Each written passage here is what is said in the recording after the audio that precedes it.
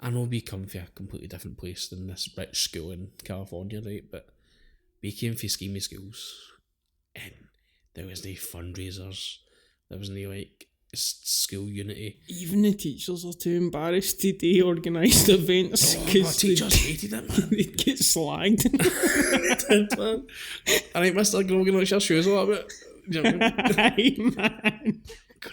What were they all about? Because he wore 2 stripes or something. Oh man, 2 stripes.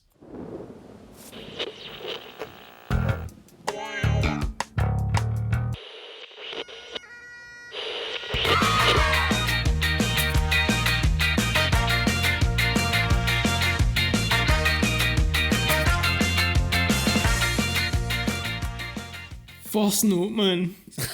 2 hours, 12 minutes. Absolutely outrageous runtime.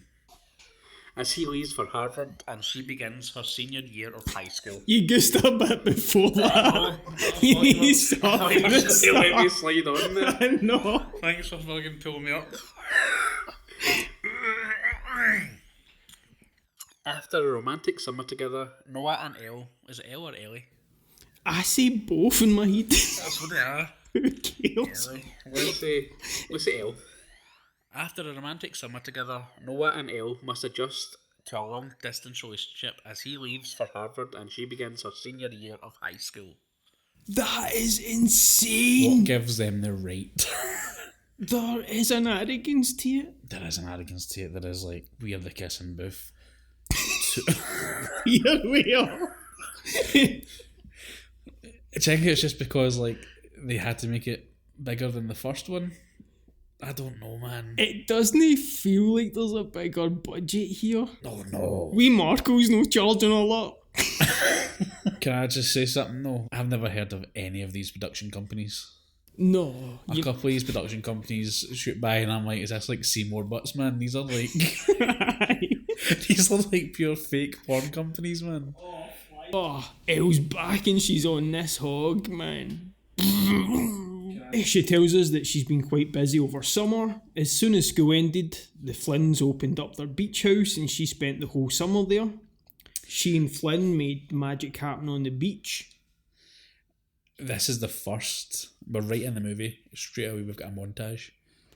There is so many montages in this movie. This was my problem with the first film, do you remember? There are more montages in this than there are kissing booths. It's true. I counted about four montages. There's hundreds of montages. And like, we're only 3 minutes into the movie and we're hit with a montage right away of what happened over the summer. And basically all that happened over the summer is they fucked on the beach. They made magic happen. Yeah, okay. You're nicer. We get it. You're the nice one. 2 seconds in and I laughed. Did you?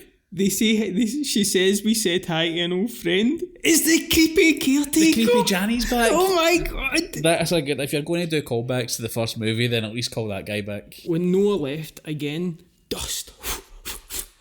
She said it was difficult and I expected Kissing Booth 2 to get dark at this point, man. I thought we'd be under the boardwalk and she would be trying to negotiate the streets or something. I don't know, man. Do you want a kiss? Oh, He's a fiver. And it's not even a booth, it's just a manky bit of wet cardboard. And she's trying holding a sign like a homeless person. Oh. We'll give kisses for money. And Lee sees her and he's like, Rachel's like, do you know her? And he goes, no. I used to. Elle works on her college application, starts a podcast about gaming. This is yet another montage. We're in montage number 2 here.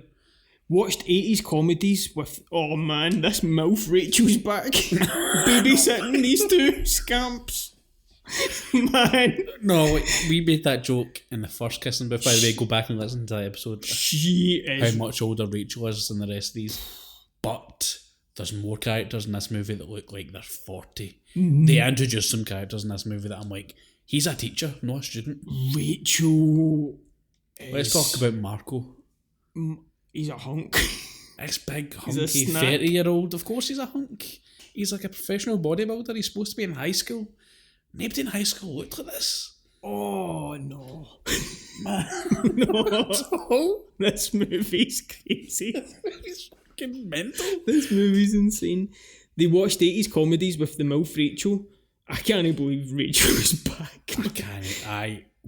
Not only is she back, she gets a much bigger role in this one. Big mistake. Big mistake. She just huffs through this whole thing. No, man. I am going to argue with you here. Rachel is the only person in this movie that's got any sense of logic She and self-respect. doesn't need to throw a big moody about it and be such a She big... does. She's treated like shit, and she's positioned as a bitch in this movie because she wants to be treated with some respect, and it's like, how dare you stop being a bitch about it. Right, Rachel's with Lee, right? We're told here... Right. Okay, sorry, before we do anything, for people who haven't seen this movie, or even for people who have, there's a lot of characters. This is a sequel. We need to do a That's previously on. Right. Previous... Okay, there's a million characters in this movie, right? We've got Elle, who's the main character, that's the girl in the front cover, everybody knows her. Lee's our best friend. Lee's our best pal. His big brother is Noah, who Elle is going out with, but he's away to college. He's away to Harvard. Aye. I know. It's big daft. They got to Harvard. That'll be fucking right. Marco is introduced. This talented Hispanic musician hunk, and he's great at everything. There's two random gay characters who are just thrown into the movie at some point. Ollie and Miles. I cannot believe you know their names because they're not given any characters. Just like, this guy's gay and this guy's gay. They're going to get together and that's their backstory. It's a sweet get together though. But it's completely unearned because, like, who are these people? Why do I care about them? Yeah. Do you know what I mean? At We've got least Rachel, it's in it.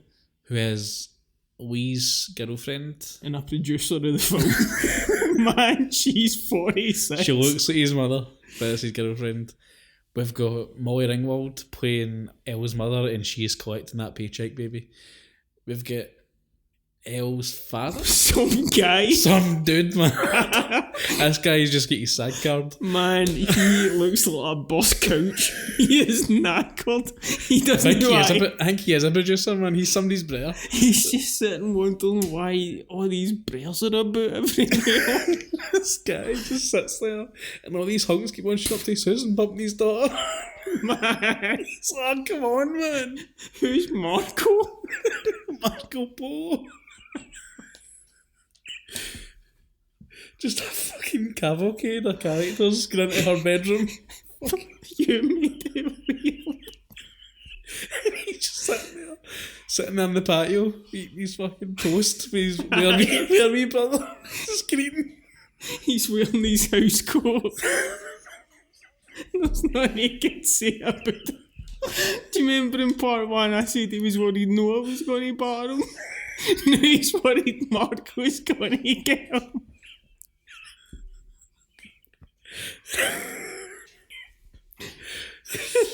He's a cuck to his own daughter. Elle's doing this big monologue over montage 2. She says Lee gets buff. We see him running on the beach. And it falls. No disrespect. He's an average looking boy. Aye, he's a nice looking boy. I wish I was that told. Don't get me wrong. Like, in real life, that's probably buff, but in the context of this movie where everybody looks like a professional wrestler, like, he's not that buff. It's a weird line which he must have demanded because Joey King's producing this because it doesn't come back in the film. Everybody's shocked when he's announced to be Homecoming King, so that doesn't make sense. It's just a weird throwaway line. It's just like maybe the actor had really worked on his body and he's like, I need a shirtless scene so everybody can see how good I look. That's what it'll be. I'm no Super 8 anymore, bitch. I'm Super 6 pack. She applied for a passport and she applied for a credit card. I don't think she should have done this. Elle and Lee start a gaming podcast because apparently they're gamers. When did that happen? Because they like Dance Dance, that must be it. Did they sit and play games in the first one? They're sitting playing Killer Instinct on Xbox. Alright, Bill Gates. Sorry, man. Why Bill Gates? Well, he owns Microsoft, that's good enough. Xbox. Fair play. There's a coalition there. Aye. Alright, Bill Gates. Oh man, these rules are back. A rule is that they go to college together because that's where their mums met. That's not a smart thing. Don't do that. Rule number 19, I wrote it down. You have to apply for the same college as your best friend. Why? Why is that in the rule book? And why is it so low down, number 19? But that's one of those ones you add at 127 where you're out of ideas. And you know, as soon as they said this, I was like, oh, that's what he's going to moan about in the third act. I know that's what he's going to moan about. Yeah, one of the two is going to break that rule. I don't know which one. Probably her, let's face it. You've got to hang about Elle, man. She's a bitch. What? She's a horrible person in this movie. I like Elle. She's a horrible person in this movie. She disrespects everybody. Ryan, horrible's extreme, man. Like, she's jealous. She cheats. She lies. And well, she does something else pure you lied. say she cheats. She kisses a guy at a dance in front of her competition. boyfriend. She wenches somebody else right in front of him. Wenches. She does. In front of, like, apparently the entire world are watching this dance competition. Oh, we'll get to it. Weird. I couldn't believe that. Which was also being live streamed. 2 minutes, 13 in, and I have rewound and paused this 3 times. Flashbacks for the first, like I'm John Rambo himself. That first one started like this as well. Yep. There was just constant information. I'm too old for that. Yeah, it's hard. So Elle narrates the whole movie. That's the sort of way it's structured. And she's just like, hi, my name's Elle. I'm this age. This is my best friend. This is my boyfriend. This is my mum. They met in college. My mum died. Here's my dad. Here's my wee brother. You'll never see again. Like, and it's pure like, what the fuck's going on? It hits you pure fast. And I'm like, man, why are they going so fast? They've got 2 hours and 15 minutes to fill what they're doing. And it didn't need to be that runtime. Man, it didn't need to be. There is so much of this movie that should be on the chopping room floor. It's ridiculous. She does a load more stuff, and it ends the summer with a CGI stroll to the Hollywood sign to watch the composited stars. This is watching. Oh, that's a callback, because that's where she lost her virginity, remember? Oh, did they not have a kiss there? No, I think they had sex under the Hollywood sign. Did they? I think so, yeah. You sound like Lana Del Rey song. Also, I know we're getting this right. You can't just go to the Hollywood sign. You can't. You'll get shot. You don't get shot. It's pure heavily guarded. It's brutal to get into. Aye. It's like, it's got all fenced staff. They've got barbed wire. It's like there's people with guns. You just can't go there. And she just think there's actually people with guns. I'm exaggerating, but I'm just saying it's America. There's people with guns. The Kissing Booth 2 logo is pretty cool. Sure, man. We're scraping the bottom of the barrel in that case. First day of school as a senior. The first had its hijinks with a skirt, so I don't even know what's in store. Oh yeah, before we go there though, I'm saying, is this film sponsored by Berkeley? Because when she's talking about Berkeley College, she's like, it's a super awesome college. It's been around for this many years, and it's blah blah blah. Do you remember? She's pure pimping this college out, and I'm like, they've paid for this. She's practically like, it's got a slide and a pool, and that's what it's like. Lee is waiting on her to drive her to school, and he has a gift. It's a tiny skirt. Aye, that's a wee callback for the first one. They go to get Rachel, and I don't think they should be driving a staff member to school. Seriously, man, she looks 38. Aye, she's pretty old. I mean, she's pretty, don't get me wrong. No, I don't mean to have a go at her, but like, they look super young. Especially Elle, she looks like she's 14 in this film, and it's fucked up. They look young, but she looks like she was around for the Clinton administration, man. Like,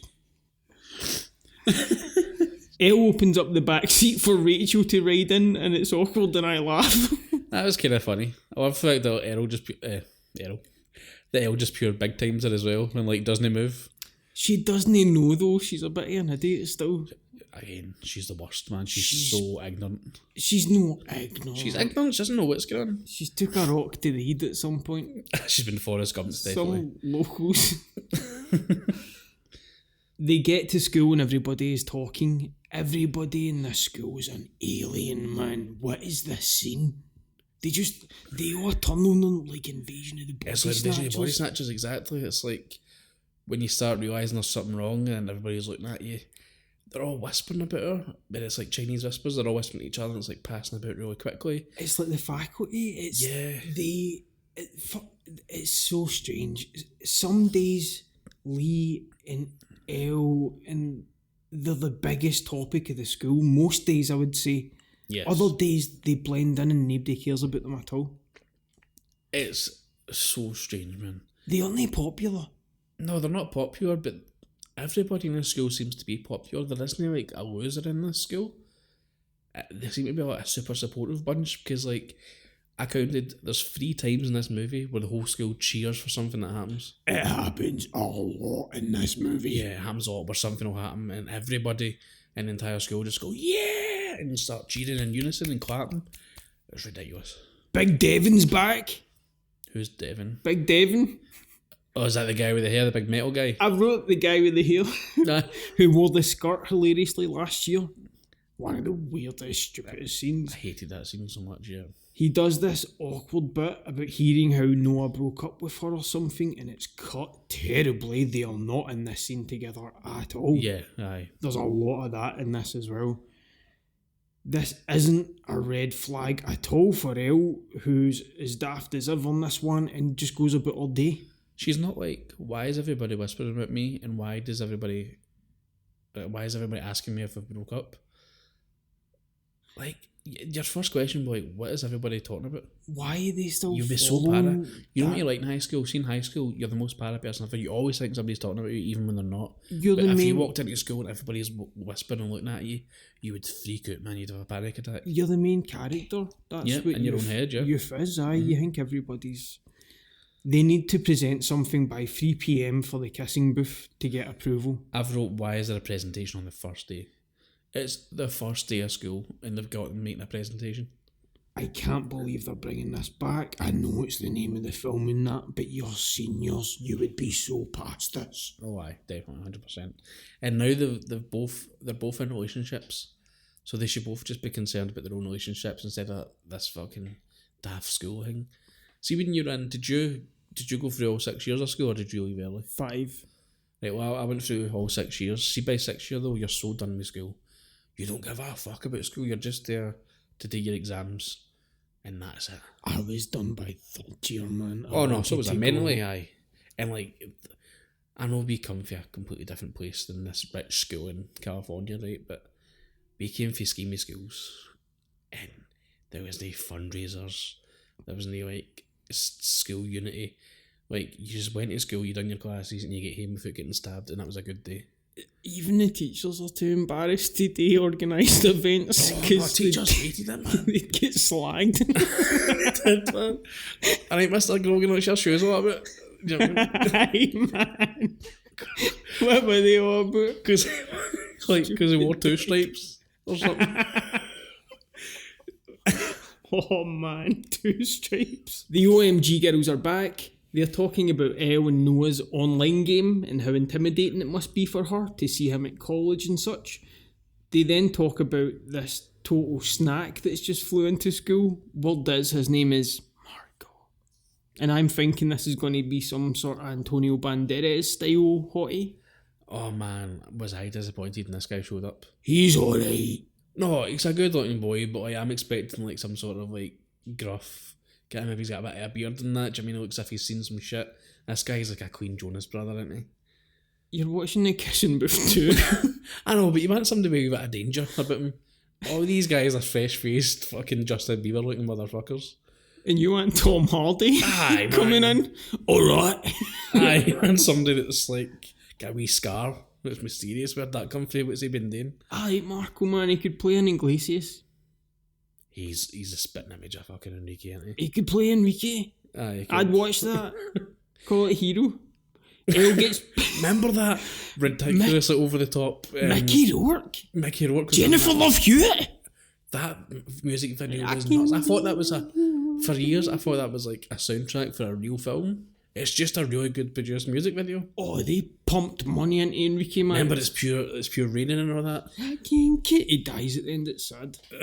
And it didn't even... Spoiler? The money didn't even mean anything in the end. Not off. The love is what it was all about. See when Mickey Rourke slaps him?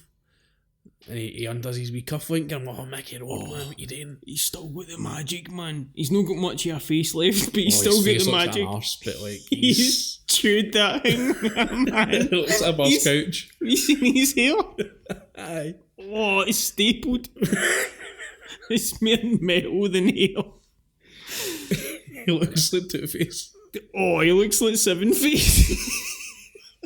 Elle gets pulled out of class by her college boyfriend, who kids on to be her dad. Right. Stop. Pulling a Beulah. Red flag, though. How? I'm saying red flags. Here, remember I said this about this guy in the first movie? He is a control freak, man. This is mental behaviour. To pretend you're her dad and say there's an emergency so you can get her on the phone because she's not been texting you back. That is psychotic, man. Also, you'd notice, you'd be like, that isn't you, Mr. L's dad. You sound chirpier than normal. I know. You don't sound defeated. No, but you know what I mean? Like, You're not asking me for money. you're asking the school for money. That's why you've got to keep on putting these kissing moves on to fundraise him. It's got him.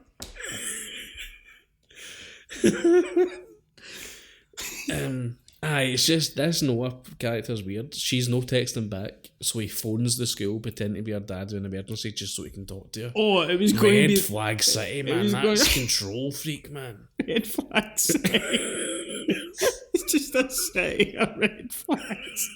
This scene asks a lot of Joey King and the director when she's trying to... She's trying to... I don't know if she's improvising this or if this is on the script. It doesn't really work very well either way. She's trying to make it sound natural on the phone as if she's talking to her dad. And she makes up all these different things, and the school administrator's doing these... They're funny cutaways. She's doing all these hyper reactions. Yeah. It isn't cut together very well. It looks horrible, man. She's like, oh, my auntie, and she looks round and sees a foil. She's like, oh, my auntie Rose is sick. Oh, they pull her usual suspects. Yeah, totally. She limps away and all. He's wondering if they are breaking up. She says no. She's just kind of feeling insecure. He wants her to constantly annoy him or something. Because she's like, I'm trying to be mature and give you space. He's like, but I don't want space. I want you to be with me all the time. I want you to keep... Again, controlling behaviour. I want to know where you are at all times. I want you to be here all the time, constantly. Just keep annoying me, you know that. He would wear her... Like, sorry, I'll text you back next time, Daddy. He'd wear her blood around his neck. Oh, totally, like fucking... Billy Bob. Billy Bob and Angelina, aye. Oh, imagine Billy Bob was Noah in this. He'd love it. He would have been a better dad. Him and Molly Ringwald. I meant Noah. He's no. He won't ever play something wholesome like that, man. Oh, you see Bob. Billy Bob's always a bit of a scummy, isn't he? Billy Bob's always... A diddler. He's like Kevin Spacey in the 90s, man. Kevin Bacon in the 90s, man. No, I said that right. I'm pretty sure I got it right. This presentation... Lee's chewing on a lollipop at the start of this presentation. I would have slapped him in the balls, man. You'd say, no, sorry. No. Aye, that's not good enough for a presentation. We're Get that looking lollipop out your mouth. We're looking for somebody serious. Aye, next. They want this kissing booth immediately. As soon as, like, they don't even start the presentation, they're just like, you go to the kissing booth again. And they're like, yeah, and they're like, right, approved. Do you know what's cool though? They want something up front. They want a hottie. Aye, it's... This scene's dead weird because she's very vague about it. So, like, you know, Noah's not at school this year, obviously, but we need a big time hottie. Like, they need a grade A beefcake. The thing about this, in my opinion, but the thing about this school is everybody's a hottie. There is not an ugly person to be seen in this cast. Oh, I don't know. All of these kids are right after the OC set. No, do you see that wee geek? That nerd. Even the nerd is a normal looking guy, but they just gave him a weird haircut to make him the nerdy guy. He looks totally fine, but I don't want to keep picking on him, but that dad's a howler. Oh no, I'm talking about the high school kids. Aye, the adults are questionable, right? That guy wishes he looked like Toby Jones.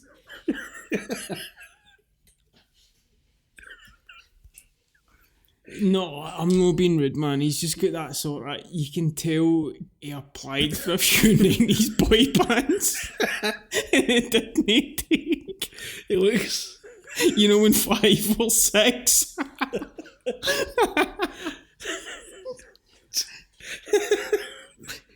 It looks like Joey Fatone looks like now. Oh, man. Oh. You know if Joey Fatone had a brother? Did he? Jonathan Fatone. This is him. He was maybe a backup dancer, but like they never let him be in the band. One of those. Way backup dancer. Way. Behind the curtain. You know the iPod adverts back in the day, it was a shadow. Oh, what a fool. Elle pretends they've secured a few big names for the kissing booth already. She hasn't, though. She's very vague about it. She's like, whoever you think's going to be there will be there. There's a video chat with Noah. Oh man, there's about 1 million video chats with Noah. Oh. This is a running theme throughout this movie. He's all serious in Harvard Day because he's wearing a hoodie that says it and his hair's all matted down in this accommodation, by the way. This is not a dorm room. Where is he staying? He's got family that's connected somewhere. He's not staying in a dorm. He's staying in a house or an apartment or something like that. Right, you mentioned it briefly. These Harvard scenes are hilarious. They were literally told the night before, here, they said, no, you've got all this stuff and you need to make this wee room look like Harvard. Yeah. And that's what they did. You've got Chesterfields, warm colours, you've got some emerald greens there. It's Harvard. Yeah. Like every room you see him in is Harvard. Yeah. But that's the thing, like, you don't see a single classroom, you don't see him studying, you don't even see so much of a textbook. No. It's just him sitting in his room wearing a t-shirt that says Harvard on it, and that's it. That's nice and cheap. Aye, exactly. I think maybe they had hopes to like film in Harvard, and as you said, Harvard's like, no. Harvard's not opening their doors to a kissing booth sequel, man. Like, are you a Goodwill Hunting? They're like, no. I'm like, well, fuck off. If they don't sniff an Oscar, you're not getting in. The college admissions guy is really funny here. He downplays everything that she's done in her admission. I think he was really basically funny. just shits all over her here. He's like, your essay made me sleep, and he just pretends to snore. I mean, the essay, which is quite funny. He just pure disses her. But quite right, he's just like, this is shite. They'll think it's shite. You'll not get to college with this. She's like, we've got a podcast with 39 followers, and he's like 39,000, and I'm like, that's what I do, I know. Except I wouldn't correct them with a podcast. I'd go, we've got 29. Aye, like the other day we hit over 500 listeners. Thank you, listeners, by the way. And I said to somebody asked me, how many people listen to your podcast? I was like, like 500. He's like, 500 a week? And I went, aye. Oh, you're out there trumping it, man. I didn't even, like, I just said 500. You're a pure snake oil salesman, and you greasy bandit. I just meant that we've hit 500. I started getting weird when you started wearing that suit and that 10-gallon hat, man.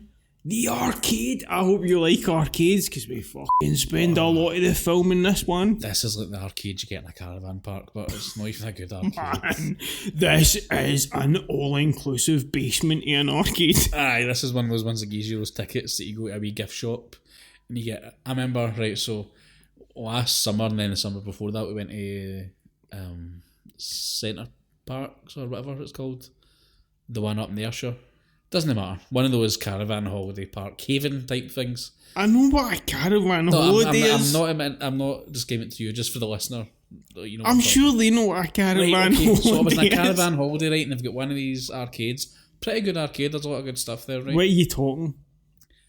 You've got your House of the Living Dead, like your guns. You get the alien with the big gun you can shoot. You've got the cars that you can sit in and drive, the motorbikes. Okay. There's like a simulator, like a roller coaster simulator. What's the grabber situation? VR headsets. Grabbers everywhere. Was there? Every second thing was a grabber. Fair and play. we got a few things as well. Was it good stuff? Some of it was good. Official merchandise? I think so, aye. I like a lot of fluffy toys, like a lot of kids, plush toys, like Pokemon stuff and all that. Like Too many minions out there, the new man. a lot. There was a whole minion machine of just minions. But you got your wee tickets, you win your tokens or whatever, and then you go to the wee gift shop, but you can't spend money at the gift shop. It's tokens only. One of those ones. Do you remember when Homer buys all that chain scratchy money? And then he goes in the park and nobody takes it. That's what it's like, man. So you go to these tickets, but like you get like 500 tickets, and that is worth like £2 maybe. And they were selling, mate, the shite that they sold in this gift shop, you would not believe. We ended up having to buy my 4-year-old daughter like a goggle box notebook. Which was just a plain notebook, but it had one of the families for Gogglebox in the front cover. No, it didn't. I swear to God. Is she using that in school? No, I was like, that's your in the house one, that's for like writing notes to dad or something. Don't bring that to school, you'll get battered. See if anything take that to school, you might get a call for the social. No, but this is like a shite. I like a notepad that just had like a family for Gogglebox sitting on a couch on the front of it. It was just a plain white lined notepad. It didn't even say Gogglebox inside the notepad. It was just a plain one with a black cover and a sticker of a family for the Gogglebox in the front of it. Families on that come and go. What if they left? It was. Here. I don't watch Gogglebox. Do you know they show repeats of like Gogglebox for 2018 on Channel 4 some nights at like 11:30 at night? People watch it. That's weird. That is so weird. They also show like a Greg Davies stand-up for like 2011. Oh, they keep showing it. Why? That humour's it's aged now. Like, it's like they've only got so much content and they've got all this time to fill. I felt old watching this. Me too. Me too. There's one point in this movie where the OMG girls, who are basically just the mean girls, but they couldn't call them mean girls, they say to Elle something like, "Are you on the social?" And she's like, "I'm trying to stay off the social." And I'm like, who goes at the social? That's the problem with these. Is it because they don't have like licensing for like the word Twitter or Facebook? Like they can't actually name a social. They show platform. Instagram, don't They show an Instagram notification on their phone, but like they don't actually call it Instagram. No. So like, is it just because like if they say it, it'll age? Because like imagine you made a movie in the early 2000s and you mentioned Bebo in it, then you watch that movie now, people will be like, "What the fuck is Bebo?" Yeah. So is it just like they just call it the social, just sort of it's non-specific? They do it though, like a character in the most recent Ghostbusters Afterlife, which I kind of liked a little bit. Oh, did you? Oh, that's a movie we need to watch later. A kid in it is called Podcast. That's right. That's a terrible decision. Nah, that's horrible. Podcasts might not be relevant in 3 to 5 years. I really hope they are though, because you're hoping to make some money off this. It's a big hope, but do you know what I mean though? Yeah. That whole movie is one bad decision after another though. I can't even believe they had Paul Rudd full at half it. Paul Rudd was all over the marketing for this, all over the posters. I was like, here we go, Paul Rudd and Ghostbusters. Can I think of a better combination? It's like, he's no in it. Joey King's maybe a Ghostbuster in this. It's fucking kind of crazy. Aye, you're right. That blows my mind on that. By the way, they licensed a couple of things pretty crazy. The Dance Machine is back and someone has taken first place. MVP. Who the fuck is MVP? How dare he or she take their place at the top of the charts? I guessed who it was, did you? Yeah. Oh, I guessed the entire plot to this movie, like, straight away. You knew there'd be a kissing booth? No, yeah. Well, yeah. I kind of figured that. Some goth shows Elle a video of Marco. Man, she's 42. This is Rachel's pal. This is shot. Aye, thank you for saying this, because, like, I don't know if they just give her, like, piercings and stuff to make her look younger. Because, like, who is this goth? I'm like, is she a teacher? Does she work for the faculty? Did this person win a competition? Is this a Make-A-Wish wish?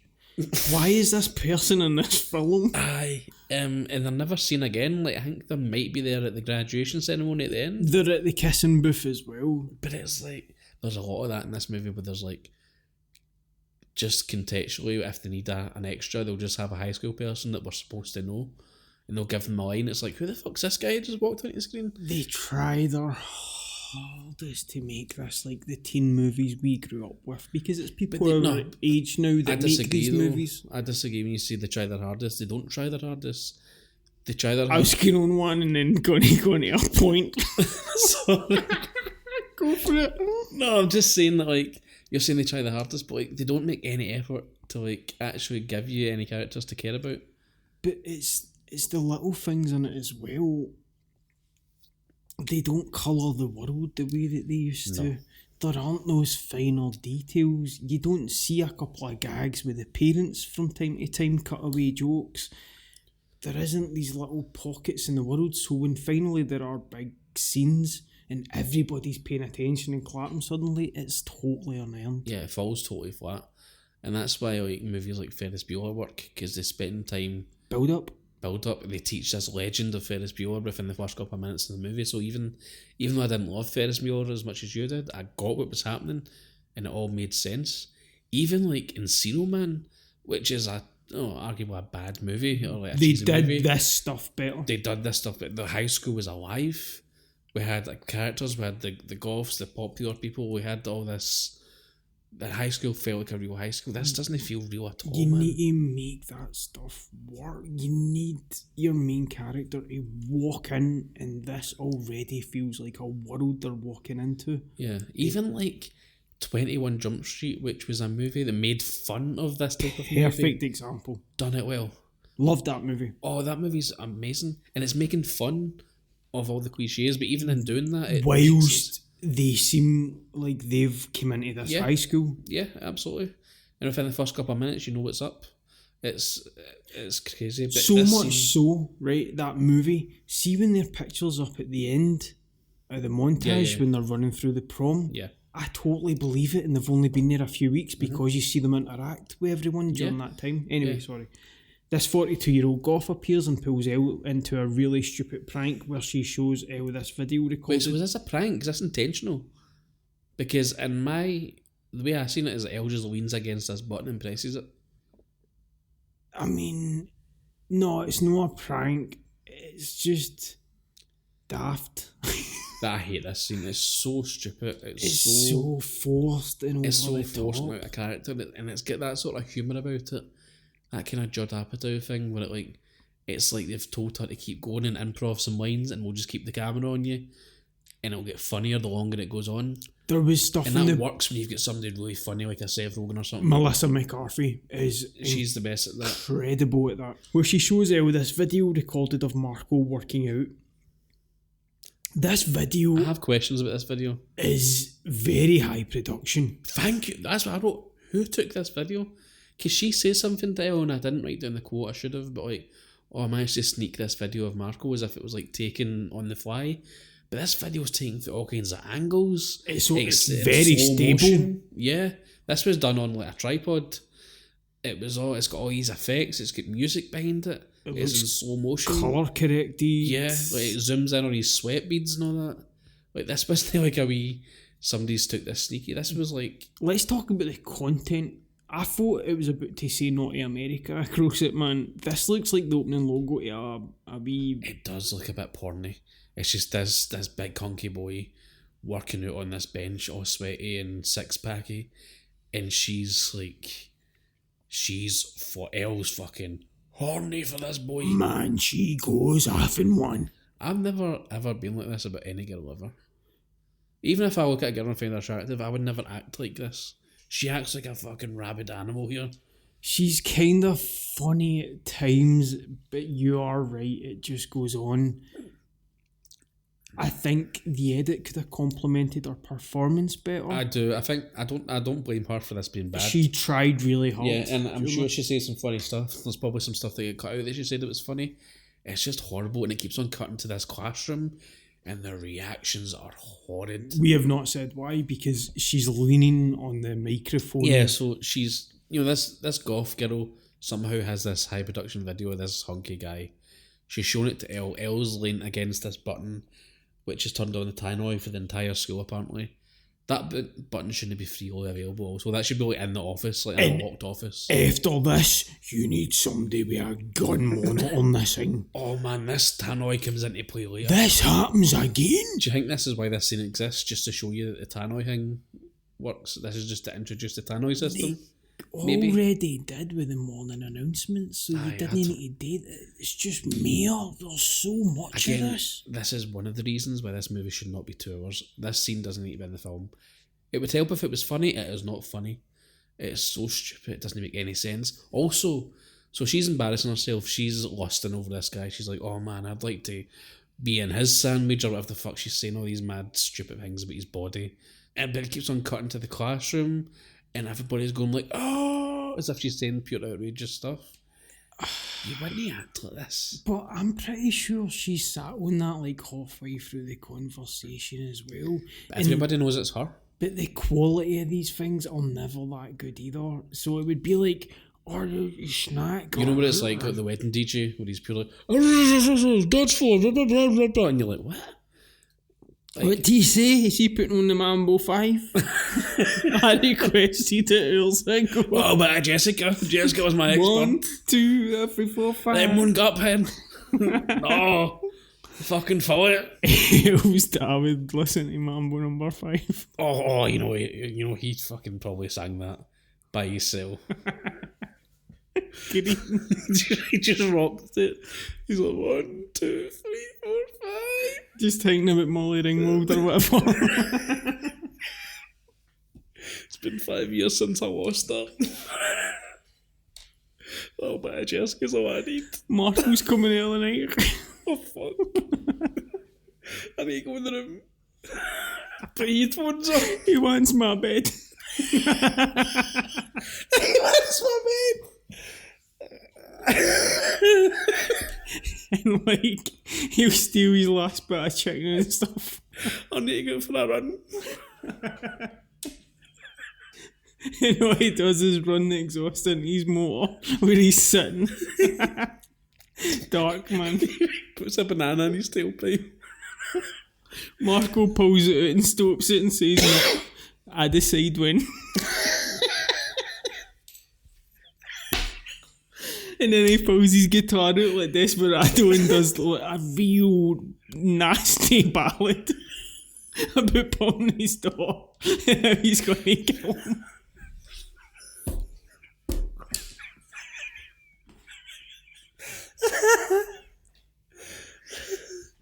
Oh, fuck, man. That's a better movie than this. It's a pure sinister movie.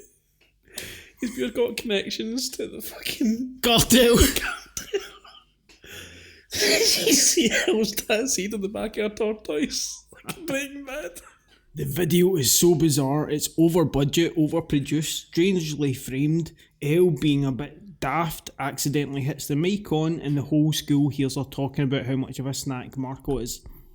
Lee pure runs about in this big action scene to try and turn the mic off. He hits every single person on his way here. He is the worst parkour guy ever. Everything. He knows what this building looks like. He knows it's busy. You know the layout of your school, but he runs into everybody. He can't avoid a single thing. He hits somebody that's holding a cake because there's a teacher's birthday. Again, there's a lot happening in this movie. This doesn't need to be in this, the whole teacher's birthday thing. He runs into this mascot that's holding a cake. He runs into somebody else to drop a bunch of books. He runs into a door at one point or a locker or something. Like, what you doing, man? What is this film? And then he slow motion jumps at the end. Like this action scene. Jump. What the fuck? I think you get about 2 or 3 different angles of it. It's like, see how when you jump down, like, seeing there's like 2 stairs or 3 steps, and you jump down it and you feel, oh, I just jumped down 3 steps. You get that wee hang in your tummy, but like, you try to play it off cool. You never just, what? You know what I'm talking about? See in school where there's like, you walk up 2 steps at once, giving it a big man. No, is that just me?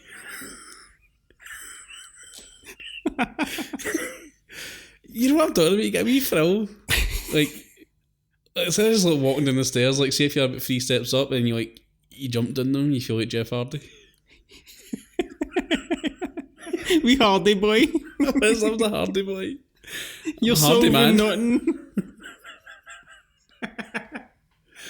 I'm just He's got one of those like wet look t-shirts on. That were too tight for me. You're My Moz tights. You're solving mysteries like a holiday boy. Right. You couldn't solve a mystery. I would trust you with so much, but I could not trust you to solve a mystery, man. You'd be so lost. You'd ask Ifty for help. Oh, I'm going to help us. I couldn't even. Last week when we were doing Street Home Alabama, I couldn't get my head around the fact that she was a fashion designer. I was like, where's her job? You could not get past that office at all. She was in this studio with all these models and all these mannequins, and I'm like, what's her job? And I'm like, is her mum the mayor? Even though they call her the mayor 20 times. I'm just happy we're at Alabama, man. It builds towards the introduction of Marco, who, to be fair, is a bit of a snack. The way he's introduced, though, like, at the end, so Ellie watches this video and she asks the golf, what's this guy's name? And the whole school start going, Marco, Marco, Marco. Why? I was cheering and all. But why the cheer? What? And Marco turns around and gives the biggest smile. He almost just like looks right into the camera, man. He knows what he's doing, and the boy's playing it well, man. It's so stupid, but he's introduced in this big fucking stupid way. I hated this scene. Like I hadn't been enjoying the movie up until this point, but this is the part where I was just like, I fucking hate this. I can't believe this is 2 hours 15 minutes. He is a snack. He's 25, but he is a snack. Seems charming enough. He looks 25. He looks so much older. Him and Rachel look as if they're a married couple. Man, Rachel's old. Seems charming enough too when Elle meets him next, calls Elle the Get It Girl. Was it Get It Girl? Yeah, because she says to him Marco would get it and he was standing behind her. And she does that classic comedy thing where she's like, oh, he's behind me, isn't he? Yeah. That thing, so she turns around. She isn't in this scene with him either. No, there's a weird scene where... cuts around them constantly. Was this filmed during COVID or something? It must have been. I think this was 2020, so it was maybe like... That's the only excuse for these terrible cuts, man. Plus, she works. She's really she's really busy. talented and good. I mean, I feel bad for her because her character's awful and she's in a terrible film, but she's... Marco was definitely on set. Everybody's talking about Lee being nominated for Homecoming King, like as if it's a joke. And she even says to him, who the fuck nominated you? And Rachel's like, I did, dear. Like the old lady for Titanic. She pulls like a butterscotch for her purse. Man, she would have a Werther's original, wouldn't she? You know, she's got some sweeties at the bottom of her bag. Oh, they are talking about him being nominated as if it's a joke. She just said that buff comment like 5 minutes ago. Yeah, and now they're treating him like he's the fucking hunchback in Notre Dame. Man, he is treated like Quasimodo. It's kind of meant. They're like, who nominated you? And it's just like, he's a good looking boy. Yeah, minging creep. This movie's weird. His ride alone would get him that nomination. He drives this, we talked about this in the first one, he drives this crazy convertible Mustang thing. Oh, I'd be so jealous. This car's worth like a couple of $100,000. I'd key it, man. Oh, so would I. Just jealous. Like, fuck this rich white kid. Noah sends Elle a ticket and a hoodie to Boston. I think he should have went a size up with this hoodie. This didn't look like a comfy hoodie. No, I mean, it should have been his hoodie that he sent her. That's what kind of smells like him and stuff, and she can remember him of it, all that sort of shit. Okay. This is Molly Ringwald's debut in this film. Is it? Not debut, but this is like the first time you see her in the film. Okay. She's in one of the montages at the start, but this is like the first time Molly Ringwald actually fucking earns her paycheck. Which you know is significantly bigger than everybody else's. I hope so. Come on, man. Molly's not getting out of bed for free. Better no. They video call and she says she's excited because she'll get to go and look at some schools too. She thinks she can just go to this city and just look at schools or just throw in an application. Doesn't work like that, man. These are like your own lists for ages, unless you know somebody. She doesn't know MD, but Big Noah, they barely know he's gone to that school. Aye, that's the thing. Like these, especially Harvard and one of these is Ivy League. Is that what they call them? Yeah. These Ivy League schools are all about like connections and somebody. It's all family. It's all these assholes know each other. If Felicity Huffman had to pay to get her Wayne's grades changed, how hard do you think it's going to be for wee Elsda? Exactly, man. Fucking my dad was in Fargo and he couldn't get it done. Man, H. Macy, it wasn't anywhere near that. It was a smart decision. He was though, wasn't he? Oh, he knew. But he done well to distance himself. He greased the wheels. Yeah, but you know what? He stayed way out of that. I'm glad he did. I like wee Macy. Oh, he's a great actor, but aye. No, his mates burst in and there's a babe who intimidates Elle. This is your classic intimidation college scene. Also, this girl, Chloe, who's beautiful. Also, what age is she? About 35? Oh, aye. She's pretty old, isn't she?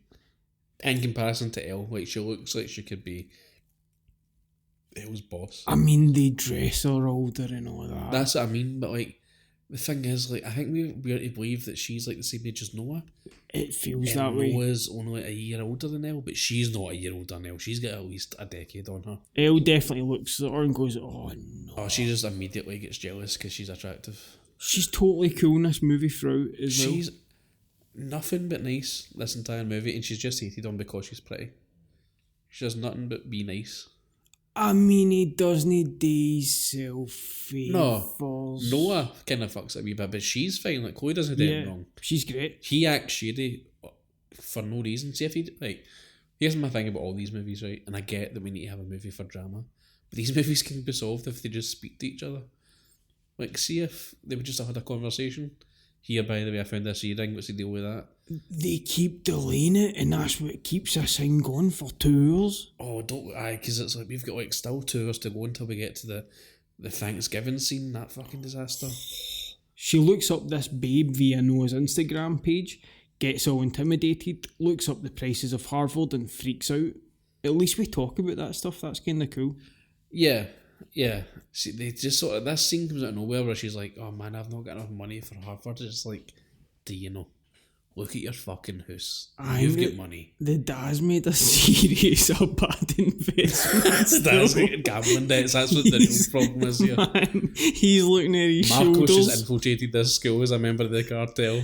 He's not actually going to school. He looks about 35. He's just there to intimidate the dad. See when this dad hears like a motorbike fire. Fucking freaks out.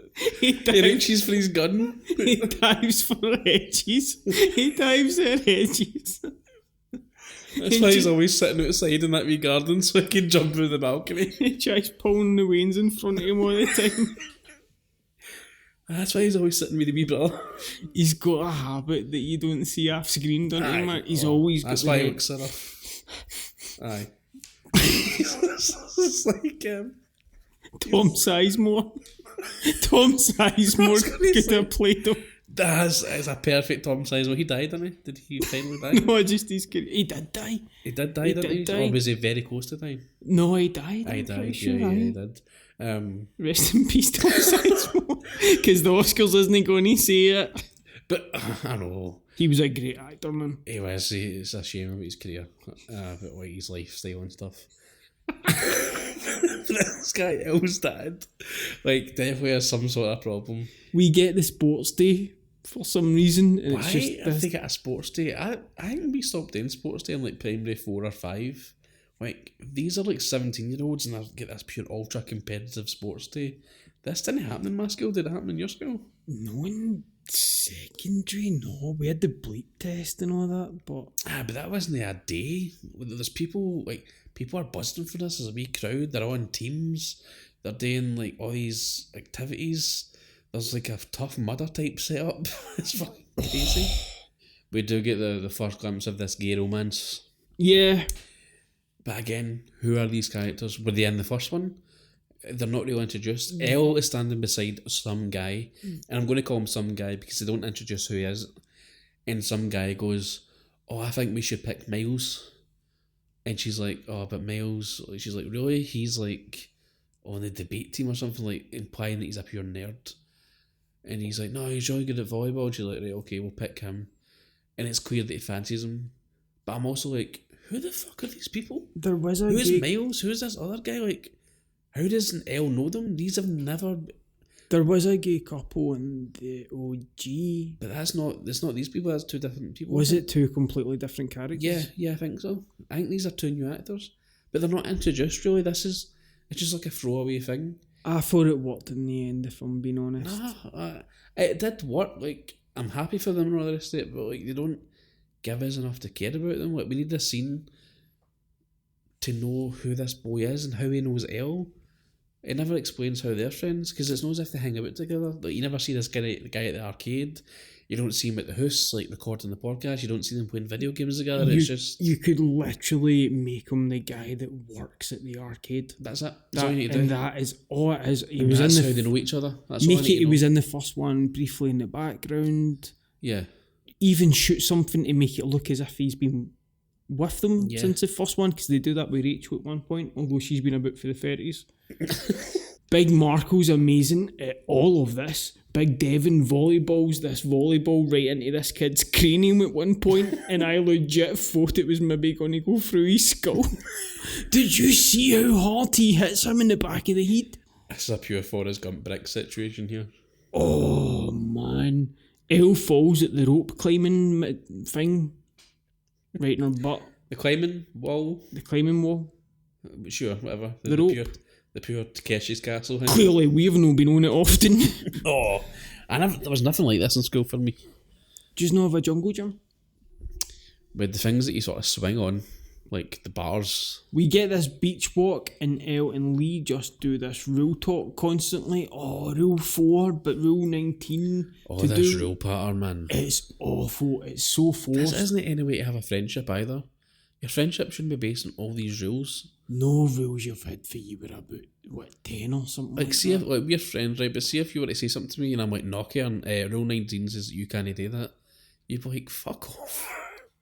Oh, it's just... And rightfully, Rachel is like, I'm off. She's done. This is weird. As I said, I like Rachel's character in this, because Rachel's the one that's like, used to her fucking dafties, I'm away. I know, but she's older and wiser. She's much older. And wiser. she's one of the great elders. Great elder. They encounter Marco busking like he's an angel.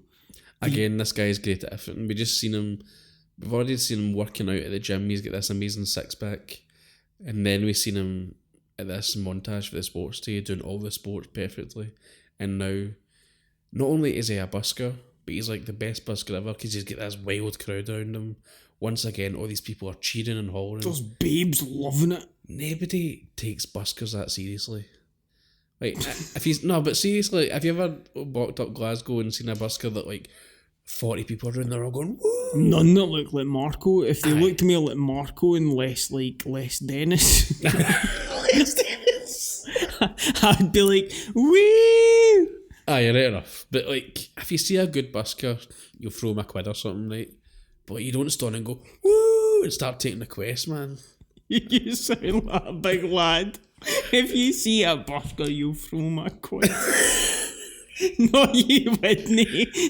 I've never seen you part ways with a quid. I would give him a quid. No, you wouldn't. If I was with my daughter or something, to show that it's nice to give exactly. If I was myself, good job, mate, and I'll give him a thumbs up.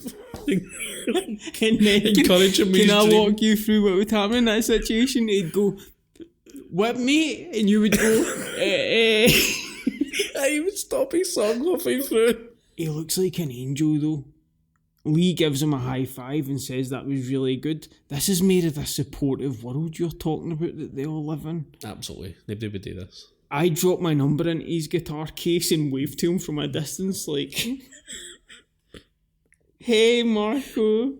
And Polo. My number would be pure scribbled, man, like L. Like it was taken out that book that Kevin Spacey had in Seven. You just put your phone number and cut up magazine pieces like a serial killer's know.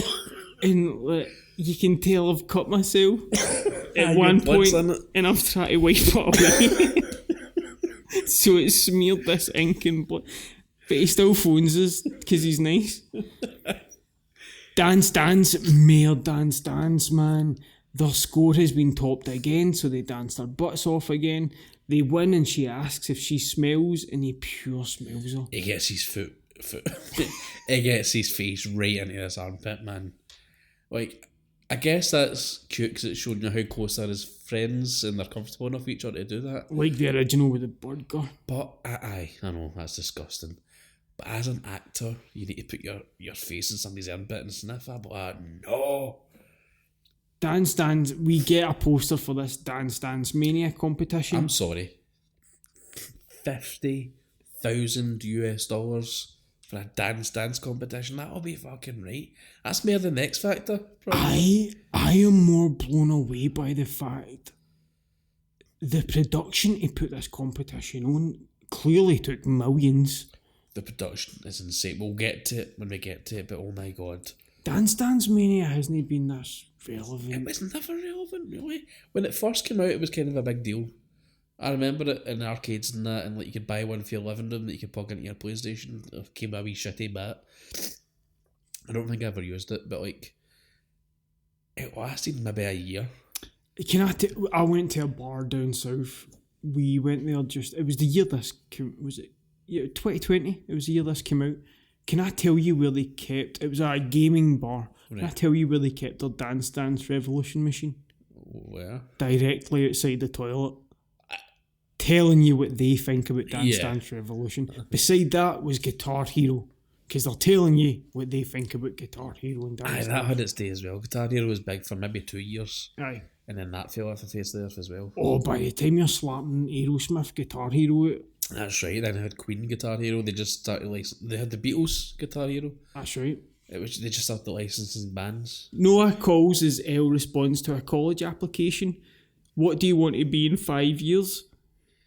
I'll tell you what she'll be doing in 5 years. She'll still be filling this out because this is the entire film. This is by the runtime of the film goes. Her filling out this fucking form. I wrote this college application as a shanner. Phones Noah. She's still worried about Chloe. Practice for dance class. She vaguely tells Lee about school but doesn't say where. They ask Marco to be the kisser and they make him a deal. It's a double hustle, I've wrote. Elle wins and the banter is pure Biker Grove, man. But I'd be trying, man. I'd be trying to throw hands with Lee. I'd be like, "What's your problem, mate? The fuck you doing cheating us out the dancing game, you wee dick? Your brother's no here anymore. What you gonna do? You go in there with it, you dick. Start messing his hair up. Is this your bird? I heard you've got a six pack. What the fuck's that? What is he, a six pack? Yeah, it's there. I heard your dad's skin. Tell your dad he owes me a 10 spot. And she's like, Lee, what's a 10 spot? That wish you said an almanac. He's watched Back to the Future 2 and he's invested his money in a DeLorean. He's supposed to give back time to his life and stuff. You know, like Uncle Rico and Napoleon Dynamite. Lee has pure stood Rachel up and it is weird. It's pretty brutal, man. I'll tell you what's weirder. She says she waited for 45 minutes. You would get 15 minutes and then if you didn't answer your phones or text, you just get a taxi home. I would give it 10 and then just get on with whatever I'm doing. Or you just go and see the film by yourself? 100%. Like, if I had a date with anybody or I was going to meet up with you or something to go see a film, you never showed up, I'd be like, that's weird, but I'd just go and see the film. She said she waited 45 minutes at the movie theatre for him. She is a psychopath. 45 minutes? It would have been... it would have taken, 10 minutes to go to the arcade where she knows he is. Aye. You can bet your bottom dollar he's playing Mario Kart with this chubby pal. Aye. And the thing is, as well, she gives him an ultimatum. Basically says, like, you need to tell Elle to, like, back off because, like, we're a couple now and we can't, like, have this third wheel all the time. Which, in fairness, I think is pretty fair. But he's pure like, oh, no, I can't tell Elle not to hang about with. And it's like, how no? He walks Elle to the airport and she comments on how weird it was. She freaked out so much. I think that's fair. Big Noah's at the other side of this plane looking like a right big denim ride. Do you see what he does to this poor guy behind him? No. So he's got a sign, he's holding a sign that says L, and he turns it around and says, I missed you too, or something like that. And then he throws the sign over his shoulder and it hits an extra behind him. Does it hit somebody? They keep it in. I'm like, take two, man. He would get into trouble in an airport for doing that. 100%. Just throwing a sign willy-nilly behind you. You can't do that in airports, man. Go watch that. Well, you don't need to go watch it back, but maybe on YouTube. I will not watch it he back. He tosses it over his shoulder and he just hits an extra in the back of the lead. Fucking tall people always do things like that, man. Tall, good-looking people think they can get away with everything, can't they? They do get away with everything. Arseholes. He takes her out on a scooter and they have a right laugh around Boston. Oh, a Boston montage, another montage here. They get dressed up in Red Sox gear and take a picture outside Fenway, and I thought Mark Wahlberg was going to show up and blind them. Aye, he wasn't Asian. That's true. Aye. They rent a boat and everything, get a couple of Guinness. Everybody in the bar loves them. Again, it's more all these strangers cheering. It's like Spider-Man in New York. All these people are just like, yeah. They get a Boston dinner. We don't see the plates, but I think it's probably just Dunkin' Donuts with forks. I would like that, by the way. That's my idea of heaven. Also, she's all horned up here. Oh, she says when she's going to leave, she's going to treat him like her own personal jungle gym. And he's like, check, please. I'm like, that joke doesn't get old. I can't believe they use that check, please joke unironically. They're adorable in this scene. Oh, they are. It's cute, man. They kiss and frolic in Boston's wind, and she says she loves this city, and he says he loves this girl. We intercut with them making love later that night, and it's sweet. To be fair, it's more erotic than any Marvel movie, and that's pretty shocking and true. Yeah, that's true. This is more erotic. This is definitely more. Any Marvel movie. 100%. That's terrible, man. And this is a movie aimed at kids, essentially, or like teenagers. Same age. Absolutely. Yeah. Why are them movies so weird? So teen, because it's Disney. Because it is quite a nice scene, all things considered. Like, a nice wee montage of them being a nice couple. The sex scene, as you said, is pretty erotic. Like, considering the like, what's it? What's like the age restriction of this movie? Rating. Yeah, the age rating of this movie, like, you said it, aye, it's better than any Marvel movie. Noah introduces Elle to his mates and they're all pure donks, man. Maisie Richardson shows up, this is Chloe, and to be fair, this is a weirdly intimate hello with Noah. Yeah. Do you not like stroke his hair and that? And he goes, you look so beautiful. But they look at each other for like a couple of seconds too long. It's a bit, there's definitely a lot of sexual chemistry there. They should have directed it more like, just act like Lee and Elle. Yeah, that would have made more sense. So that she sees that from her perspective. Yeah, but they do frame it in a way to make you suspicious of Noah. Yeah, like it's directed that way. Yeah. It should have been more sense, but it's just all in Elle's head because she's jealous and it's her first love and she doesn't know how to handle having a long distance relationship. But the direction of the movie kind of makes it look like they are into each other. I don't know if that's obviously it's intentional. That's a choice. It's just a weird choice to make. It's really weird. They practically do the slow headbutt thing when they greet, dinosaurs do. Yeah. She tells this really rubbish story, and all these guys are pure heavy loving every detail. She's making this up. That sounds like a pure lie. It's no an interesting story. Something about a hippo bites a bit off a boat, and she's like, "Mummy, can we do it again?" Aye. I was like, that's a shite story, mate. Do you get any stories like that? Any pure shite stories?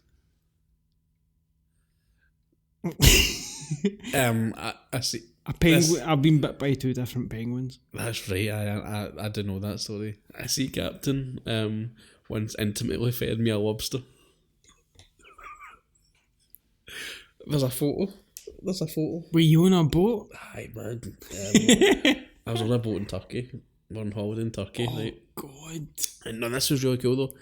So you go on the boat and there's fishermen there and you order your lobsters and then they go and catch them. Like they're like, how many people want lobsters? And then like the people on the boat put their hand up. It was just like a wee... Do you pick what hunk brings it to you? No, like, so this is what happens. So, like, say 6 people. The boat only seats about 10 people. Say 5 or 6 put their hand up. So they're like, right, okay, 6 lobsters. So they go and catch it. So you go and do the wee tour on the boat, but you come back round, and by that time they've caught the lobsters, so they'd give you them pure fresh. So I'm trying to break open this thing for a crab and I couldn't do it. But I'm sitting beside the captain, this old Turkish guy. And he goes, give me, or whatever he says in Turkish, but he gestures for me to give him the lobster, right? So I'll go, right. And then he breaks it off of me and takes it away. I meet it. He fed you. He silently, because he doesn't speak in English, just like put it towards my mouth. So I just open my mouth, and he feeds me like a priest getting the communion. So I just go, I just don't mind. Did you do the eye noise? No, but I did sort of open my mouth and my tongue out a wee bit, like, and he just like slid this lobster down my throat. Did he put his finger in? Like a wee bit at the tip. Just a tip. So this guy just like fed me some lobster for like hands to mouth. Why did you keep going back for more? No, never. It was just one straight. But I think it makes this worse. It wasn't until like after they'd done it that I thought about it. I was like, that was really fucking weird. Do you think he was trying to get his crab roll? Stephanie got a photo of it, man. She got an action shot, so there's actually a photo of his fingers. Oh man. It exists. I don't know where it is. Are you going to try and cancel him? I didn't say no. He was a perfect gentleman the entire time. Did he give you a better seat on the boat? Well, I'm sorry to sit me beside him. I was basically on his lap. It was my fault. Were you on his lap? Elle goes to this interview the next day, and this person is immensely candid with her. This person way oversteps her bounds. They would not be. They are not allowed to do this. I wrote here, this rando interviewer gives her advice about being herself. Why? Who is she to her? This is so cheesy. He tells her they are less interested in the person she's trying to be and more interested in the person she is. They're more interested in your grades and how you're going to be as a student. They don't give a fuck about you. They mostly want to know you're going to pay your fees. Especially, is this Harvard? This will be Harvard. You know this is going to be a difficult process, but this woman's far too nice. She's like, listen, I've got some advice for you. Try and be me. And it's like, no, you wouldn't be like that. This is Harvard. There is a waiting list the size of... Oh. There's a waiting list, like, that would have a million other people more qualified for this. And most of their names are names you've double-barrel names. Seen on the was in here. Yeah, they're double-barrel names. They've probably got their own Wikipedia page, one of those ones. Next morning, Elle finds an earring under Noah's bed just as Chloe texts, and she looks through his phone and leaves pretty freaked out. Get a passcode, mate. That's what I wrote. Man, that's a pure...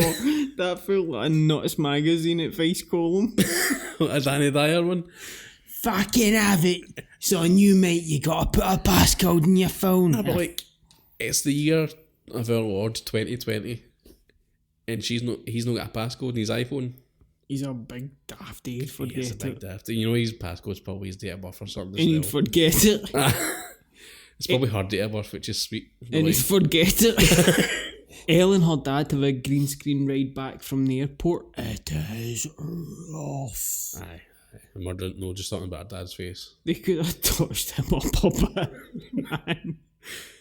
Recast? Wee bit of diffusion. No calls her from Harvard, and it's a pure, obvious Harvard room. They've tried to condense the whole of Harvard into this room for budgetary concerns. When he hangs up, Chloe immediately phones and asks him to come up, and he's like, I'm on up. It's really funny. It's immediate. Like, it's literally, he hangs up the phone to his girlfriend, and then his phone goes again, he picks up. Chloe's like, I'm downstairs. He's like, come on up. As if. And then she comes into his room, goes right into his cupboard, takes his clothes out of his cupboard, is like, we're going out tonight. He's like, aye, good idea. He's such an idiot. What a big dafty, man. Elle and Lee practice for dance. He asks how it was with Noah. She kinda lies. She asks how it was with Rachel. He says it's just the same. They're wearing these Team Ellie and Lee t-shirts. There's a reason that is skint, man. He's in trouble with... He's in deep, man. He falls, twists his ankle. They talk about replacing Lee for the competition, and he suggests Marco to get him in this movie more. He says, you know he's better than me. Since when? Since when's he been better than Lee? Since that one time they done that bet and Lee watched them on the dance stands together, remember when they were doing the bet?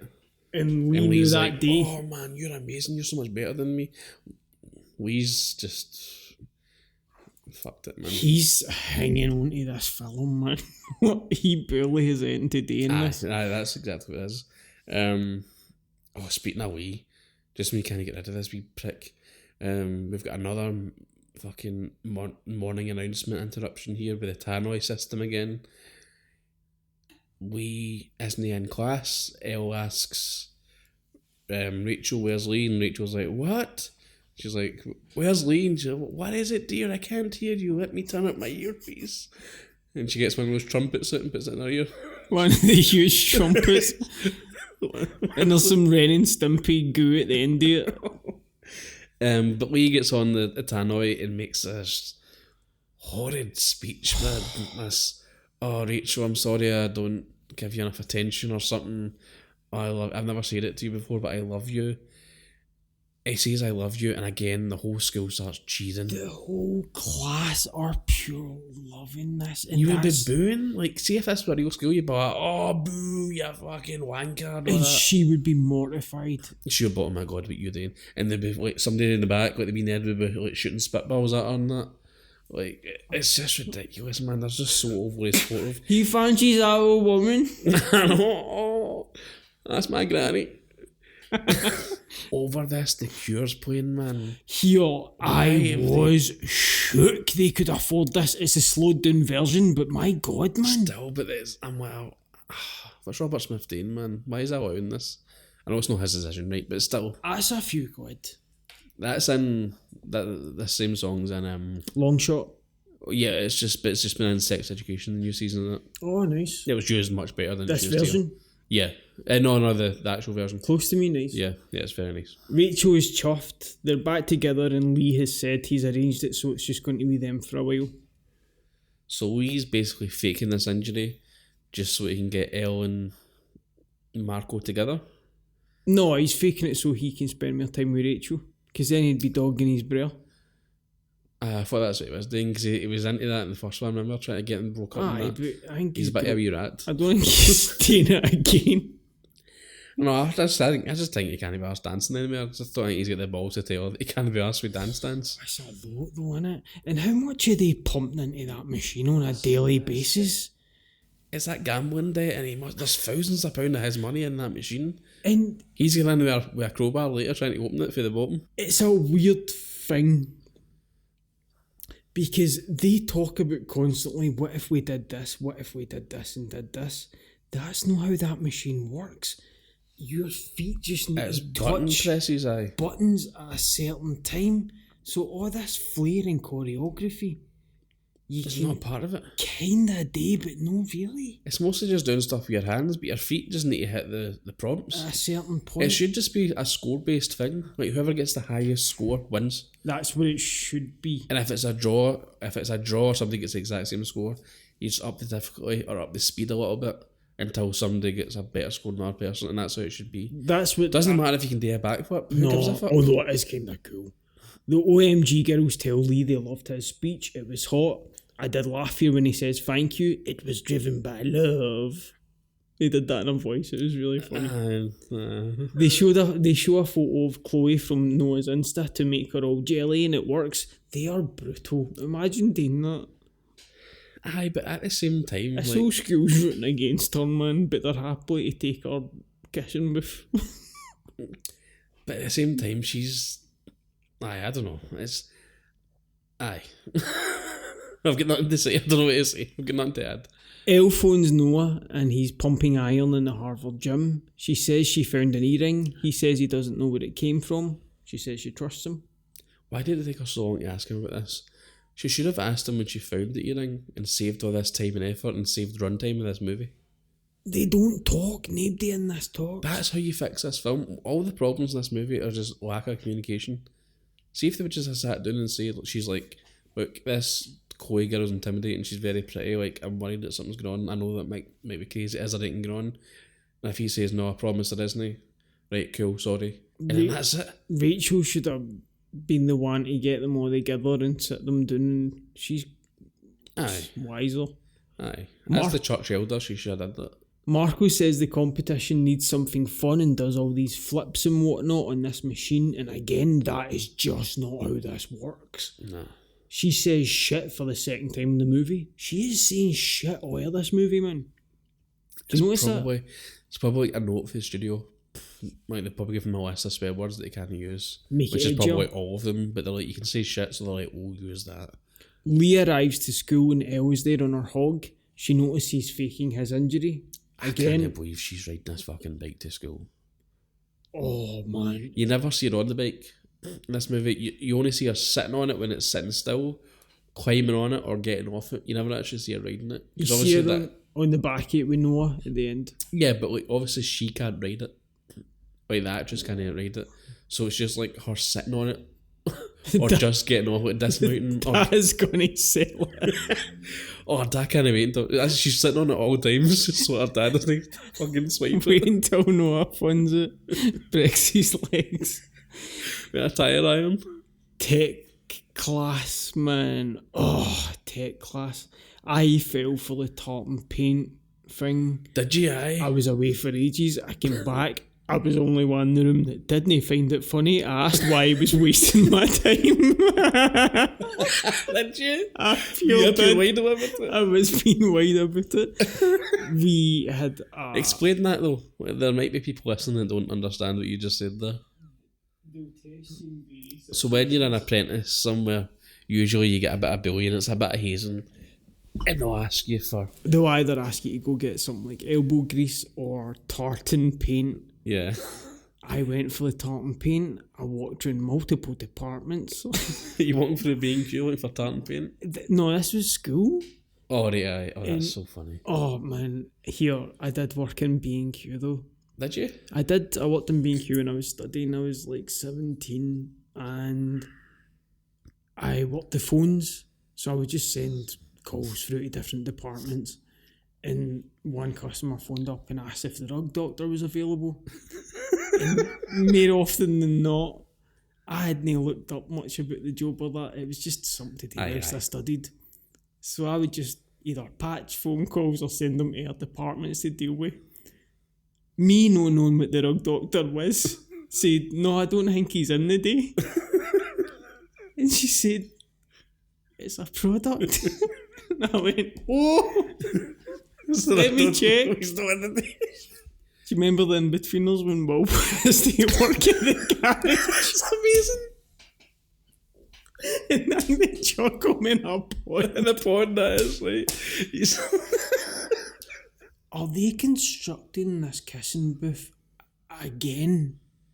Yeah, In must this have scene. get dismantled. But they're not building it off of scratch. I mean, what does it take? What, it's just a stage, really. You think they're just repurposing like a Peter Pan set for Christmas or something? Surely. Elle calls for Noah and gets one of his roommates, who says he's at a concert with Chloe. Elle is upset at dance practice. If this competition is as big as we find out it is, why is there not like a queue at the door for this arcade of people trying to... Huge. It's 50 grand. Even if you didn't like dance, I'd be like, I would enter that to try and win 50 grand. Oh, I'll press some buttons. My dad would be doing it for 50k. This arcade is constantly empty. They are the only punters in this arcade. And this dance machine is always free for them to go on. They're keeping it going. It's fucking crazy. Marco's made a secret recording of them dancing and it's really funny. She looks so uncomfortable. Like depressed dancing and she does it really well. Yeah. Again, she's a good actress. He is charming here. They go on the big wheel and eat and talk. They say they inspire each other and it's cute. I hate this scene, man. They're on the beach. She mentions Chloe. She feels like she's holding on to something with Noah that's slipping away. Marco gives a bit of his philosophy on love and we're all like, Noah, who? Come on, Marky. And then he whips out a guitar. Like a cartoon character out of nowhere. Like, see when you see a cartoon character go into his pockets and pull out like an oversized item. Like, where does this guitar come from? Did he have it on the Ferris wheel, babe? I would be dust. Aye, immediately. If you seen this fucking this guitar, is that what you mean?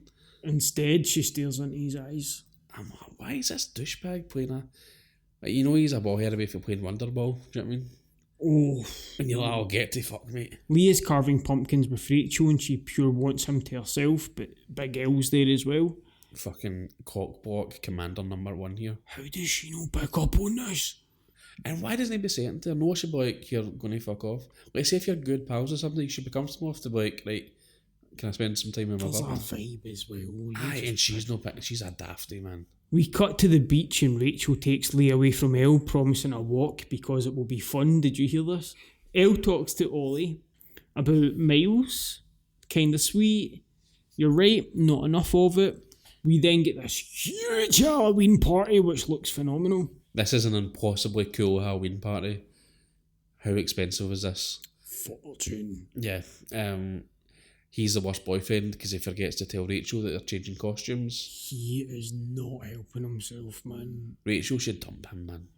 They Immediately. They look so good as Ghostbusters. He is the wild hair and stuff like that. They do this whole bit with proton packs, which I thought was amazing. Yeah, and Silly String about them, that's cool. Looks so good. I thought, do you know what? I'd buy that. I would rather see used to as Ghostbusters. I would actually watch that movie. Better film. Aye. See if they were in Afterlife. I'd totally watch they two doing that. Aye. They forgot to tell Rachel that they changed outfit ideas. She comes out, she looks like a big Marshmallow. potato. Aye, she looks like Ross and Friends where he dressed up as Sputnik. Aye. Marco's performing at this thing without a costume. Marco asks Elle if she would like to dance and she says that would be really nice. And they have a pure romantic slow dance. What's this about? The OMG girls are freaking out because she's dancing with another man and she has a boyfriend like it's the fairies. I know, but also it's pure intimate. They're pure close to each other, man. Touching crotches here. He cut to this student who is apparently singing Will Post Wanderlust, and it is some of the funniest ADR I have ever heard. Did you see this? I didn't even notice this. They bring him on, and Will Post is quite a distinguished. You can tell his voice. But this is just a young student that comes on themselves to sing it in silhouette. It is really funny. Oh, really? I didn't notice that, no. The OMG girls are commenting on all of this. I'd go out like, here, what's going on in your lives, you fucking dicks? Nobody even likes yous. You just call yourselves the OMG girls. You're having a moment. You think this is like a prom movie? Like the end of American Pie, where this is your moment you stand up to the bullies. But in reality, they're just videoing you and putting it on fucking Instagram. And I'm kept back a year anyhow. Ollie and Miles try to have a chat, but these other bros come over so they can't express themselves freely. Lee and Elle do this choreographed dance, and Rachel is at the side as a big totty. Lee should pure obviously know better than this. It's man. ridiculous. He's so oblivious. What? Everybody in this film is stupid. Lee's stupid, Elle's stupid, Noah's stupid. Everybody's just stupid. See if they just communicate with their partners better, it's solved so easily. But like, he fucks her about, and then instead of going over and speaking to her, Elle goes over and speaks to her. Bad move. And Rachel, quite rightly, just goes mental at her and shouts at her. Oh, she screams at him, man. Elle tries to talk to Rachel and Rachel is raging. Everyone watches this. Rachel is way too upset for all of this. He made a I big... think she's justified. I mean... She's been embarrassed, man. He made a big gesture just a week or two ago, though. He spoke to her on a tannoy and embarrassed her in front of everybody. I mean... And then immediately forgot about her again. Man... She's pure upset though, and she's this big daft marshmallow, and I'd be in the back and I'd shout, "You look more like a totty, you mouth." She's like, is that a compliment or an insult? Constant montages. In this one, Rachel and Lee spend some time together. A comedian talks to Chloe and Noah, who are on a date. It's clearly a date. Says he looks like Justin Bieber before he became a trucker. They think this is the funniest thing in the world. Is this a real comedian? Hopefully this is just an actor and it's not a shot in a real comedy club, because he is bombing hard here, man. Marco and Elle go to Amoeba Music, which is really cool. We get to see some Amoeba. Yeah, but that's like the Amoeba shot is like like stock footage. I don't even think they go there in real life. Oh, you see them in the aisles, but they could have Oh, do you? addressed it. They could have addressed that really easily. Noah messages and asks if they can talk that night. She says okay, and then sees a photo of Chloe on Noah's Instagram, which confirms it was her eating. Elle meets Marco for some dance, and he tells her to let go. They dance, and it's shot really well, this scene. The vignette, I really like this scene. No, this scene is so melodramatic. It's got sort of flashbacks. She keeps on saying, just let go, like that. And again, it flashbacks to that random woman in the job interview, in the college interview that gives her advice, remember? Yeah. She's in it and stuff. It's like, oh, shut up, man. And this movie's really dragging at this point for me. My attention span is like, my attention span is at like a knife's edge here, man. Marco calls her moonshot and I melt a bit. I like that line. She described that earlier on the Ferris wheel. It's a like once in a lifetime shot. Yeah. Noah calls. He wanted to wish her luck for her competition tomorrow. She's surprised he remembered. Noah says he'll be home the day after next for Thanksgiving and they need to talk. They then get to this dance competition and this thing is too much. This crowd is far too big. This is like... Britain's Got Talent. Aye, this is like 50,000 screaming fans here. The place is packed. It's got pyro, it's got fireworks, it's got this big stage with all these lights and effects. The budget on this thing is insane. They have no chance of winning this competition, I'm thinking, man. Yeah, well, that's the thing as well, because they get to the competition, there's already people competing. And they're like professional dancers, clearly. And like, they're just standing on the sidelines, these two big dafties. And it's just like, I would just leave. I'd be like, no, we're not going on. I didn't realise it was like this. I thought this was a wee daft. I thought this was going to take place inside like a social club or something. Do you know what I mean? In front of like 100 people, like their close friends and family. But no, this is like an esports arena. There is a group performing that I think they look like Russian trained professionals. Yeah, it's kind of crazy. It's so over the top. This is where all the budget for this film went, man. Elle's good, man, but she's not as good as this one guy in the bow tie. Did you see that guy? That guy's shit hot, man. Some of the guys are better looking than Marco as well. Which is saying something because he's a hunk. And he's sweating, man. He's looking at these hunks thinking, uh-oh.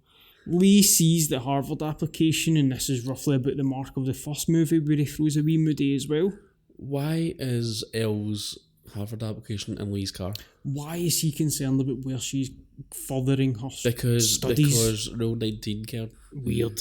They made a rule they have to go to the same college because that's what friends do. So weird. Noah is in attendance at the competition and they are amazing. He does this flip and it's really cool. There's no chance they've won because they're not hitting the marks, but it looks good. She runs off of the buttons altogether to run towards him so that he can do like a Dirty Dancing type throw where he throws her up there and catches her, but like she's not hitting any as buttons. Cool as that is, she's nowhere near the button. She runs off stage and runs back on. He picks her up and throws her up in there. If she's up in there, then she can't be pressing any buttons on the floor. Therefore, they're missing all their points and they get 0. It's like that bit in Happy Gilmore where like he makes that really good speech and then the guy is like, I award you no points and may God have mercy on your soul. Easy fix, okay? There is a dance competition. Just a dance competition. Yes. They are out their depth. They plead with Ollie, who works in the arcade. Can we take this machine, please, for the competition? He warns them, if you don't do it by this or this, your high score's going to be wiped. So there's a time crunch on it to get it there and back at the same time. Maybe the score's wiped and they need to start from scratch, and that isn't a bad thing at the end. They do their dance around the dance machine when nobody else does that. That would win a competition. Even then, no, you've made that even more complicated than it has to be. Even then, they just need to practice for this dance competition. They're not very good at dancing, but they're good at this machine, so they're just using that machine to practice how to be good dancers. And at the end, they realise they don't need the machine because it's taught them everything they need to know, then they just go with it. and they become good dancers. That The machine taught them everything. But do you know what I mean? They just memorise the steps in their heads. Exactly. So that without the thing, they just know the steps. Yep. They know the rhythm because they're just that used to playing the during game. the big dance at the end, they envision the buttons beneath their feet and stuff like that. Yeah. Something like that, but it's just so fucking stupid. Ridiculous. We should rate the kissing before as 230-something men. They win and the crowd go mental. The crowd have never seen a dance like this in their life. They kiss and Noah's pretty gutted. As you would be if you were at a live concert and you seen your girlfriend whinging somebody right in front of you. 100% accuracy. No chance. No chance.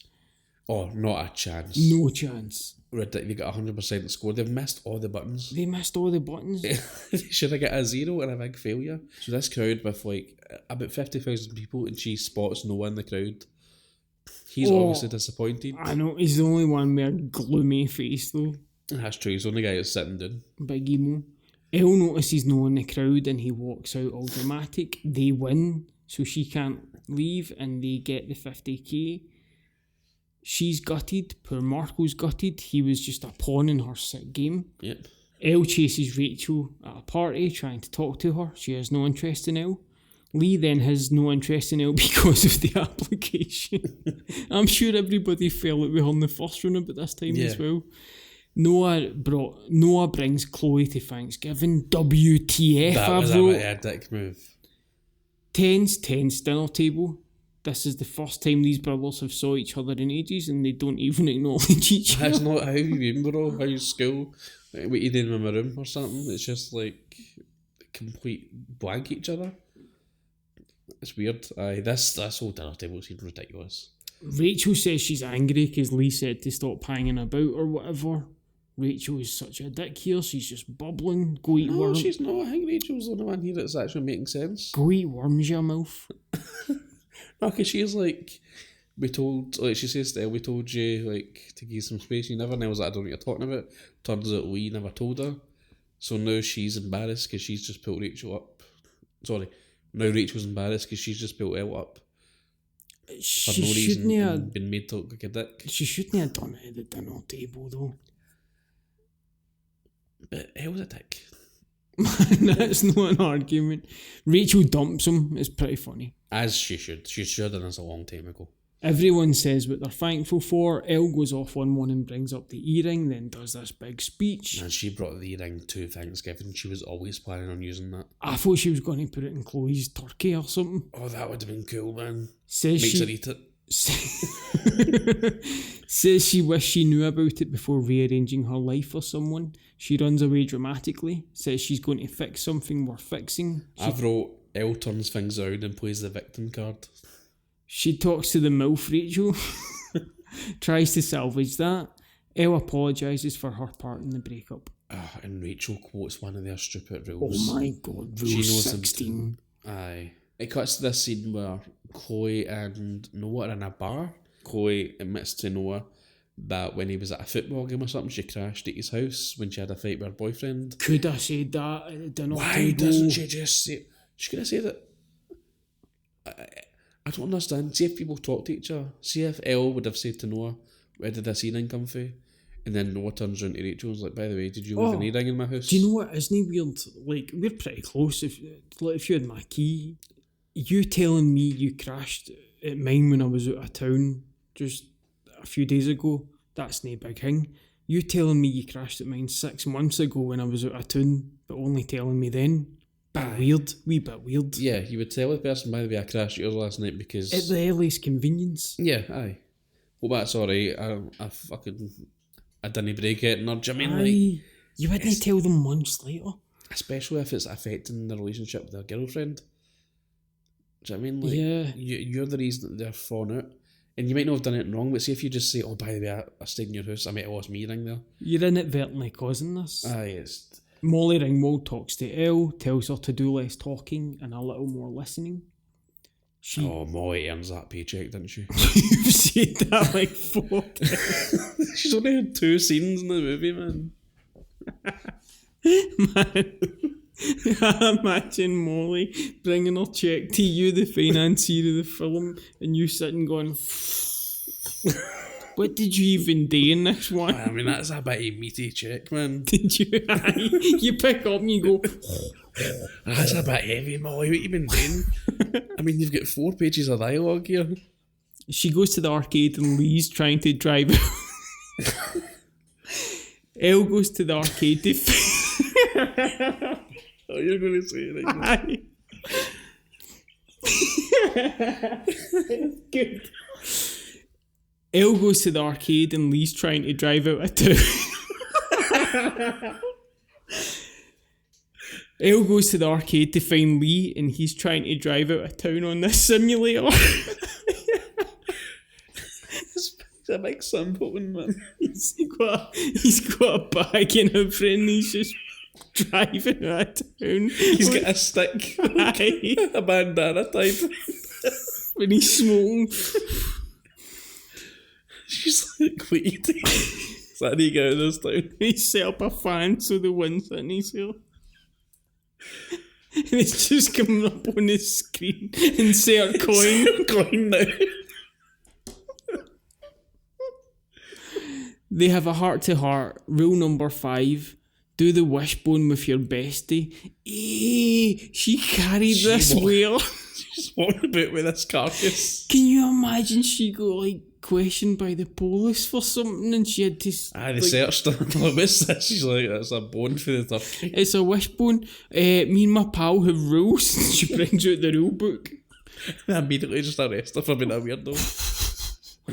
They go to this homecoming. Noah is there with Chloe. Could you imagine coming back from college with your cool pal and going, here, do you want to go to a homecoming? Chloe, but no, let's go back to that bar and play pool or something. Weird. Aye. Lee wins homecoming king.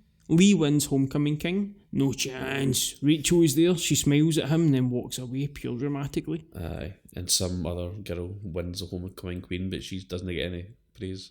Just some rando. Marco and Noah scrap it out. To be fair, Marco kicks it off. What's this all about? Why does Marco start this? He's a pure dick at this point, man. He just goes like that. Tell your brother congratulations. And he's just like, why are you getting involved with this guy? You've got nothing to do with him. You just kissed his bird, so you're technically winning. Man, Noah considers flatlining this fool, but he pure shows growth and walks away, man. It's a pure, like, Incredible Hulk moment here where you see him going to Hulk up. But Eddie thinks better of it because he's like, I can pace this fool. But he doesn't, It's not the first film because he's in Harvard now. The CGI Hulks are a better actor than this boy, man. Oh, definitely, man. Even the Eric Bana one. The kissing booth is open for business. The goth kisses the big daft one with the curly hair. Loads of mad kissing booth shenanigans. An OMG kisses a nerd. And then she goes, oh, that was actually quite good. What a backhanded compliment there. Everyone totally anticipates this kiss between Lee and Rachel, and it's pretty charged. This MILF snuck in, but she's the queen of the ball. She snuck in with her wee walking stick. Let's get a tennis ball at the bottom of it. Aye, man. Aye. She takes a wee spearmint before she kisses him. You know our glasses are on that bit of hang that goes round your neck, man. I've got one of them, so you don't lose them. I've got a string, I've got one in my car. They kiss and everyone cheers, and I'd be at the back like, is Lee getting off with somebody's more? Is that one of the cleaners? Elle brings up the wishbone and says Lee getting back with Rachel was her wish too. That is so nice. Oh, shut up. That is so I was almost sick in my mouth. Nice, man. We get to the airport. Chloe and Noah, she asks if he loves her. He says yes. Chloe tells him to tell her. Ollie is behind the scenes at the kissing booth and he is deeply anxious. He's being set up with a girl and it's tense. He removes his blindfold, finds Miles, asks Miles if he has a ticket, and then kisses him, and everyone cheers. Okay, everybody cheers. Far too much cheering. It's nice, man. This is a nice scene. A pretty nice scene, but it's the cheering and everybody going woo every time somebody kisses their person. You know what though? They kiss hard. It's on screen. That's awesome. And that's fine, but I just wish these two people were like had a fleshed out story more. I wish I knew who they were. Like. Or even give them more screen time so that I care about this relationship. Spin on enough. Why not do a gay kissing booth? That's maybe, something different. Maybe these characters will be a bigger deal in the third one. Totally. I hope so. Or because we've invested this time in this movie to put them together, innit? Both actors totally likeable, just not enough of them. Yeah, we don't know anything about them. That's the only problem with it. Elle is brought out to kiss. She does this funny bit where she's like, kissing, here we go. I ate 3 breath mints or something in preparation. It's very funny. I like Joey King, man. I like Joey King. Marco comes out to talk to her. She takes the blindfold off. He apologises for being a dick with Noah. Marco says she can't deny there's something there and to not ignore what she really wants. But she tells him he isn't the one. She says she has to go find the one and make sure he knows she isn't slipping away. Marco is heartbroken, but okay. Elle gets to the airport. Chloe explains. I can't believe she has to run to the airport cliche. Oh, and it was, again, not needed. Mm-hmm. Cut this out the film. Because he came looking for her. Mm-hmm.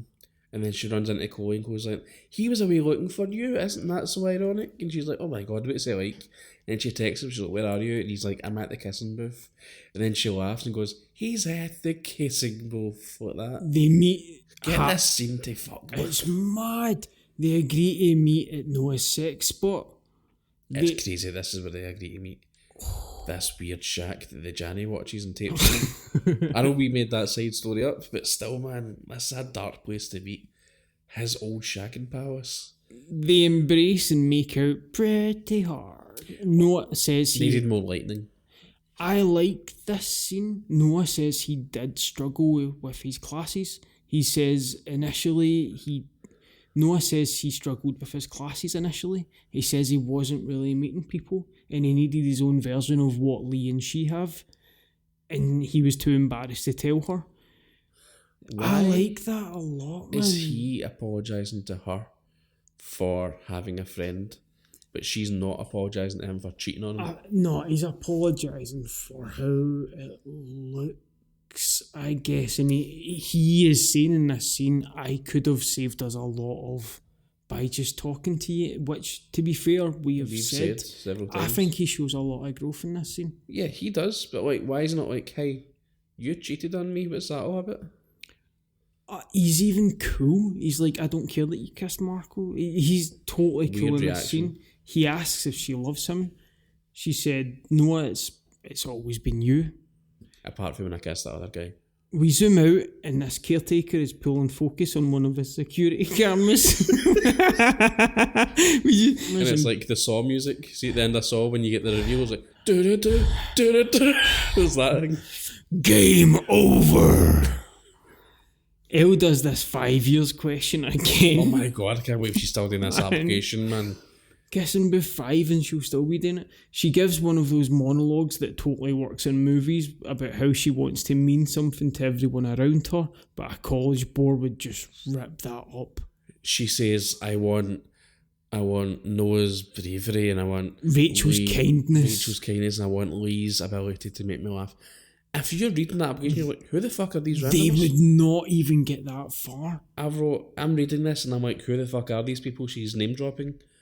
She's like, I want Rachel's thingmate and Lee's thingmate and Noah's thingmate. But if you're on the board and you're reading this, you're like, who the fuck's Rachel? Who's Noah? Who are these I'm shredding people? this. Who is this hick? I don't care about a kissing booth. Yeah. They graduate and Elle gets 2 college letters.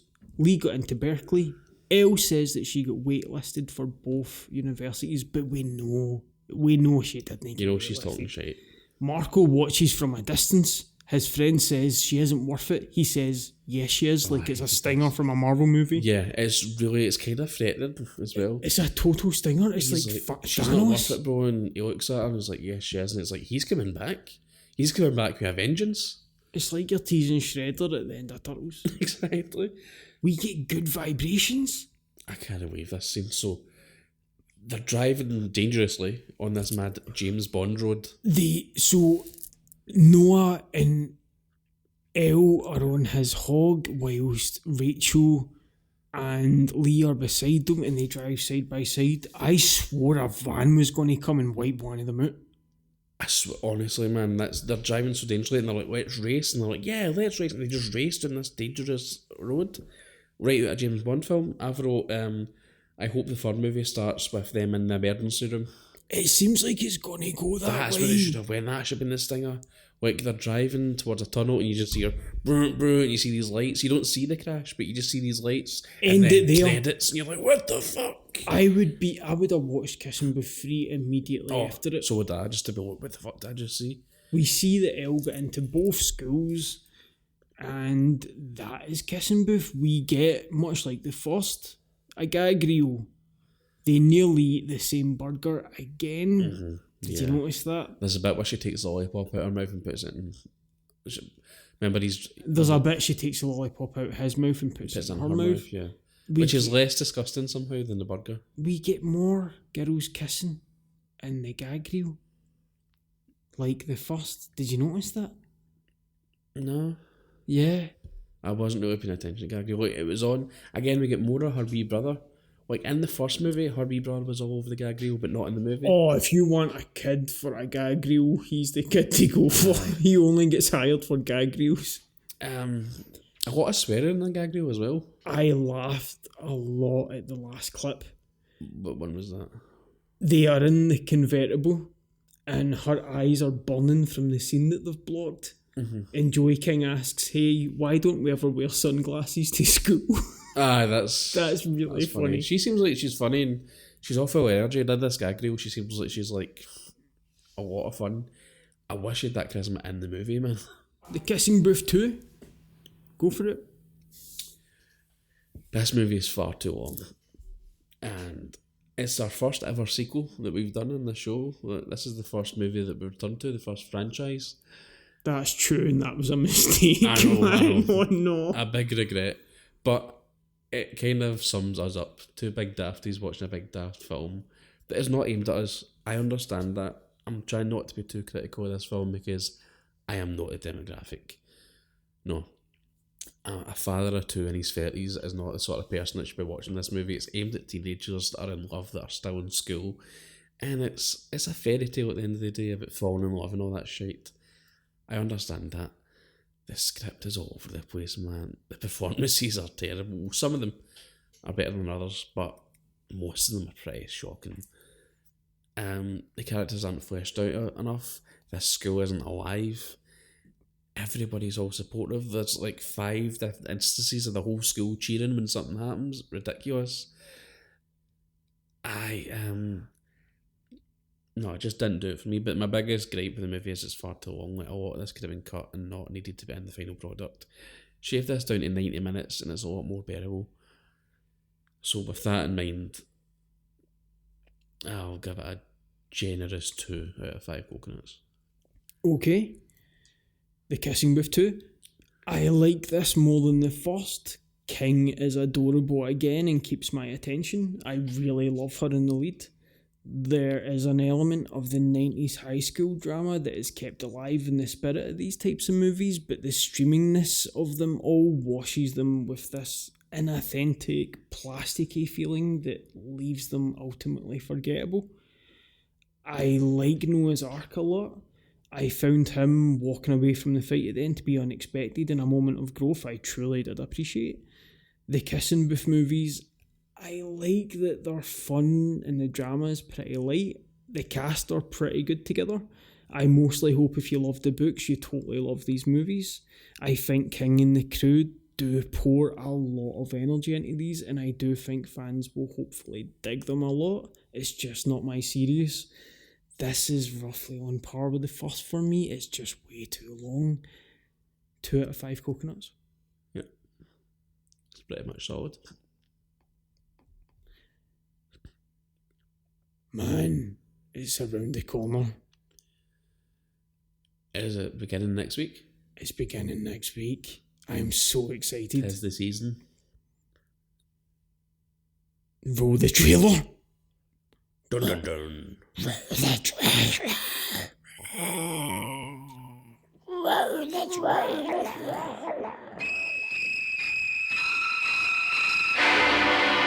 Here we have a quiet little motel, when in fact it has now become known as the scene of the crime.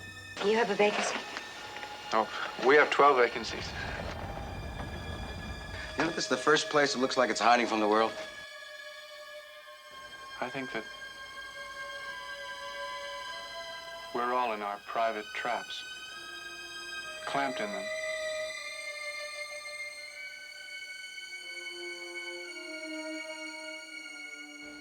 And none of us can ever get out.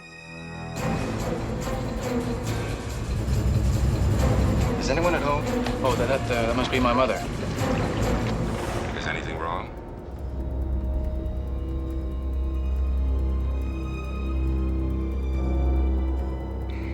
Am I acting as if there's something wrong? She's not missing so much as she's run away. Put me down. Mother! Oh, God! Mother! What are you running away from? She looked like a wrong one to you? It's not as if she were a maniac.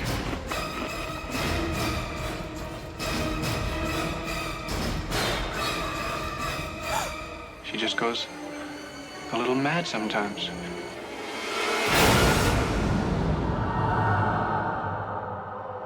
Why, she wouldn't even harm a fly.